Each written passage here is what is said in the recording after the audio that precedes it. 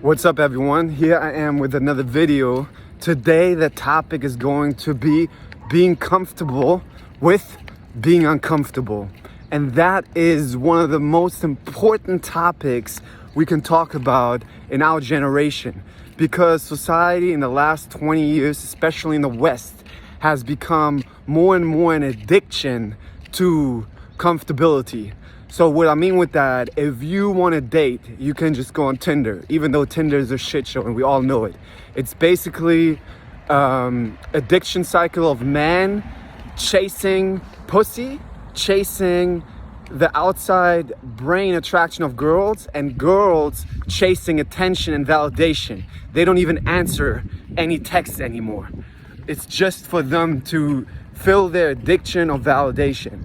But that was one example. I'm not gonna get off topic here. The topic is gonna be comfortable, being uncomfortable. There's other examples. Postmates, just staying on the internet, because on the internet you can have your friends, so to say, that you communicate on Snapchat, or you can even have imaginary friends of like YouTubers that you listen all day to, and you have like voices talking to you, and you have the impression that you're doing social activities, right? Things that make your feelings feel better.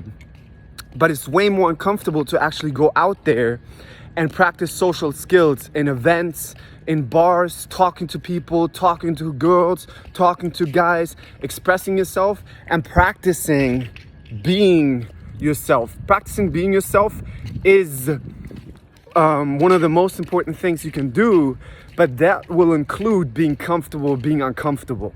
So what do I mean with being and why being comfortable with being uncomfortable? Why practicing being uncomfortable? A lot of people are like, no, that's exactly what people run away from. And you can see that on TikTok, where people make videos like, I'm gonna give you this simple trick that will change your perspective and you don't have to do anything anymore, and you will get all the beautiful things that you always were excited about. And it's such a just seductive way, but you're just wasting your time. You keep on wasting your time over years and years by chasing the pattern of comfortability. It's such a waste of time. And the funny thing is, you're actually elongating the pain, instead of, if you would practice being comfortable, being uncomfortable, you can almost compare it. You can literally directly compare it to working out at the gym. Yeah, in the beginning it's going to be challenging, but you're getting stronger, and then the weights are going to be easier. The same it is with emotional fitness and mental fitness. In the beginning, yeah, you will feel anxiety. You have to be a space for it. You will have to be comfortable being uncomfortable, doing the things you value, doing your passions. But over time, guess what? You actually become a stronger person with anxiety. And the funny thing is, you will feel less anxiety. You will feel calmer. But for that, you have to start being comfortable, being uncomfortable, because that's the way to break your patterns. And I will explain you right now how this breaks your patterns. So the brain, through trauma, learns certain things. It learns certain things to protect you from things. Maybe when you were a child, you were abandoned. Maybe when you were a child, you were beaten. Maybe when you were a child, you were bullied. And then you told the brain, basically, since we talked about the brain doesn't understand language, sorry, it's windy, but I hope you still understand. The brain doesn't understand language, but it sees your behavior. So it saw that you didn't like those situations. And the brain is like, oh, from now on, I will protect you. You told it by your behavior that you never want to be bullied again, that you never want to be abandoned again, and you never want to go into those situations again. And the brain learned those patterns. So next time you have the fear, there's like a little trigger in your relationship maybe that you could get abandoned, you freak out. And it's because the brain gives you those emotions of freaking out. Now, if the emotions come up and you're freaking out and you're actually acting on those emotions, for example, if jealousy comes up in the relationship and you're stalking down your boyfriend or girlfriend by going on Instagram and checking their story, you are acting on that pattern and you're feeding that pattern. You keep feeding that pattern with acting on that pattern. So that's why it's so important to be comfortable being uncomfortable, because that old traumatic pattern will be uncomfortable when it comes up. And that's why therapy, the regular therapy, doesn't make sense at all and will not help you change, because a lot of time is just talking about that pattern and keep activating that pattern. So what you want to do is and you don't have to look for those triggers, you just actually have to live your life in a way that's what you want, okay? You just want to live, and when you live, triggers will come up because there's a lot of things that you want to do. You might want to do a podcast, you might want to build a business, might talk to that attractive girl, you might want to go to the gym, and all of those things that you want to do, what's in between you and those things?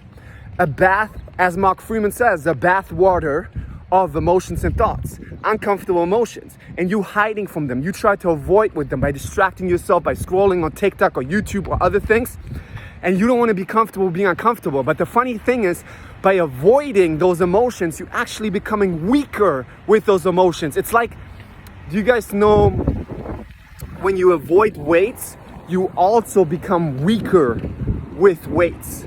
So we don't want to avoid emotions, but also here's a very subtle tip. You don't want to make it about emotions. So what I mean with that is a lot of people in shadow work are like, oh yeah, just sit with the feeling, just sit there and just sit through the feeling. No. They have no idea they have no idea what they're talking about at all. Because yeah, the first step is to accept, but while you're accepting, you already want to act on the things that you value to show your brain the new healthy way you want to do things.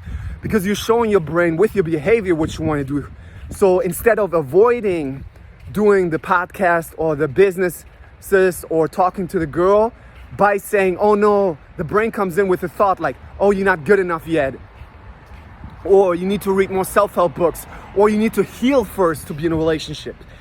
And it's so trendy on TikTok to say, oh, you need to heal first to be in a relationship. It's so stupid. It's fucking stupid. And don't listen to these. That's why I'm telling you guys, don't always listen to these trendy TikTok statements, because a lot of times they only go viral because of confirmation bias, because of other people getting their ego fed. And of course they're like, yes, I need to heal first. Their patterns are activated. So of course they like those videos. And then they're going to be like, this is for me. And then they activate those emotions and thoughts more. So what we really want to do is be comfortable being uncomfortable. What do I mean with that? So when jealousy comes up, can you have and accept the feeling of jealousy, and instead of acting on it by going on social media and stalking your boyfriend, do something that you value? And that's why you want to have your values set. And guess what? Your GPS should be actions. It shouldn't be thoughts and emotions. If you make your GPS thoughts and emotions, you will always hurt your mental health more. So you want to make your GPS actions, and you want to set your actions beforehand, because if you don't set your actions beforehand, your brain will come up with intentions for you. Have you ever heard that, like, if you don't set your own intentions, society will set your own set intentions for you? They will use you as a puppet to fulfill their dreams. Exactly the same thing with the brain. If you don't set intentions, the brain will just go back to the old trauma patterns, and it will convince you easily, because it will use your own intelligence. It will use exactly, I hope you guys still hear me because of the wind. It will use exactly the things that you react to, because it has all the data. It has all the data from years and years and years. What thoughts and what emotions you react to. I'm gonna go this way. Okay, maybe this is better for you.